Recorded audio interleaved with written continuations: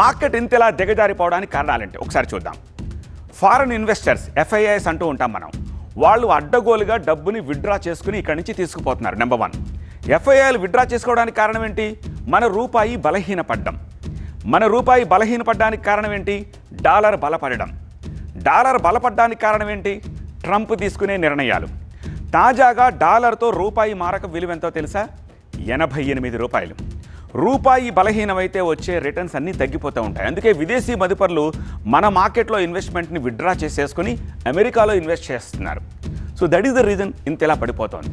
అయితే విదేశీ మదుపర్లు అసలు ఈ ఏడాది ఈ నెల ఎంత తెగనమ్మేశారో ఒక్కసారి చూద్దాం. ఆ డీటెయిల్స్ మా అసోసియేట్ ఎడిటర్ సుకుమార్ అందిస్తారు. సుకుమార్. సత్య, గత 3 రోజుల నుండి మార్కెట్లు కంటిన్యూస్గా షాక్ మార్కెట్లుగా మారిన పరిస్థితి మనం గమనిస్తున్నాం. ఎందుకంటే ఎఫ్ఐఎస్ ఒకవైపు విపరీతంగా అమ్మకాలు సాగిస్తుంటే మరోవైపు రూపాయి డాలర్కి అగైనెస్ట్గా డిప్రిషియేట్ అవుతుంది. ఒక్కసారి గత 6 నెలల నుండి మనం స్టాటిస్టిక్స్ కనుక చూస్తే ఎఫ్ఐఎస్ కంటిన్యూస్గా అమ్ముతున్న పరిస్థితి. అక్టోబర్ 2024లో 1,14,445 కోట్ల స్టాక్స్ అమ్మారు. అదేవిధంగా గత సంవత్సరం డిసెంబర్లో చూస్తే కనుక 16,982 కోట్లు, జనవరిలో 87,374 కోట్ల విలువైన స్టాక్స్ ఇండియన్ స్టాక్ మార్కెట్స్ నుంచి అమ్మడం జరిగింది. ఇది కేవలం క్యాష్ మార్కెట్లో మాత్రమే. క్యాష్ మార్కెట్లో కనుక మనం ఈ నెల స్టాటిస్టిక్స్ చూస్తే, అంటే నిన్నటి వరకు 10వ తారీఖు వరకు ఉన్న డేటా కనుక చూస్తే దాదాపు 12,643 కోట్ల విలువైన స్టాక్స్ని ఇండియన్ స్టాక్ మార్కెట్స్ నుంచి వాళ్ళు ఎగ్జిట్ తీసుకోవడం జరిగింది. ముఖ్యంగా మనకి అంతర్జాతీయ మార్కెట్లో ఉన్న అనిశ్చితి కావచ్చు, మరోవైపు ట్రంప్ టారిఫ్ వివాదాలు కావచ్చు, వీటిని అన్నింటినీ దృష్టిలో పెట్టుకొని ఎఫ్ఐఎస్ ఇక్కడ నుంచి బయటకు వెళ్తున్నట్టుగా మనం చూడాలి.